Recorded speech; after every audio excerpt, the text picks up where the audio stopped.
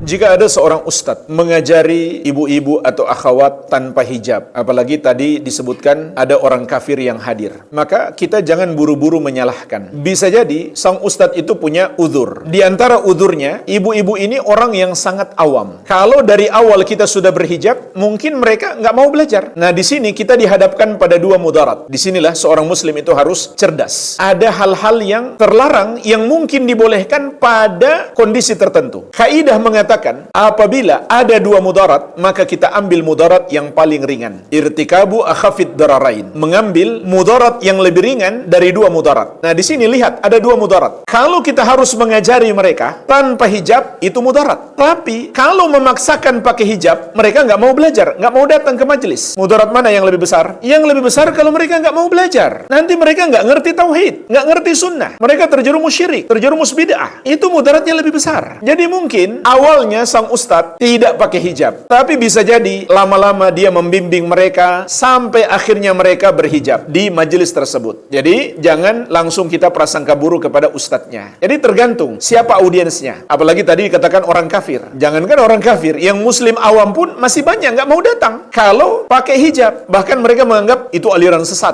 Jadi ini namanya mengambil mudarat yang lebih ringan dari dua mudarat. Dua-duanya salah, tapi dia harus mengambil kesalahan yang lebih kecil. Membiarkan mereka tidak diberikan pendidikan tauhid, tidak diajarkan sunnah, itu salah. Tapi kalau harus diajarkan nggak pakai hijab, salah juga. Maka mengajari mereka tanpa hijab itu masih lebih kecil kesalahannya, sehingga tidak mengapa dia lakukan. Mungkin suatu saat ketika mereka sudah betul-betul paham, barulah sang ustadz menyuruh untuk menggunakan hijab. Maka cara seperti ini tidak mengapa. Nah, yang tercela itu kalau jamaah wanita semuanya sudah siap berhijab, tapi si ustadznya malah tidak mau. Apalagi kalau jamaahnya meminta, tapi ustadznya tidak mau juga. Itu yang tercela. Allah Subhanahu wa taala mengingatkan dalam Al-Qur'an, "Wa idza sa'altumuhunna mata'an fas'aluhunna min wara'i hijabin, dzalikum athharu liqulubikum wa qulubihinna." Kalau kalian meminta sesuatu kepada istri-istri Nabi, mintalah dari balik hijab, karena itu lebih suci bagi hatimu dan hati mereka. Subhanallah. Ini luar biasa. Interaksi antara generasi terbaik, para sahabat Nabi sallallahu alaihi wasallam dengan wanita-wanita suci, para istri beliau, diperintahkan dari balik hijab. Apalagi kita, yang hati kita ini banyak kotorannya, iman kita lemah, kita lebih butuh kepada hijab. Al-Amwa, menemani ibadahmu juga hijrahmu.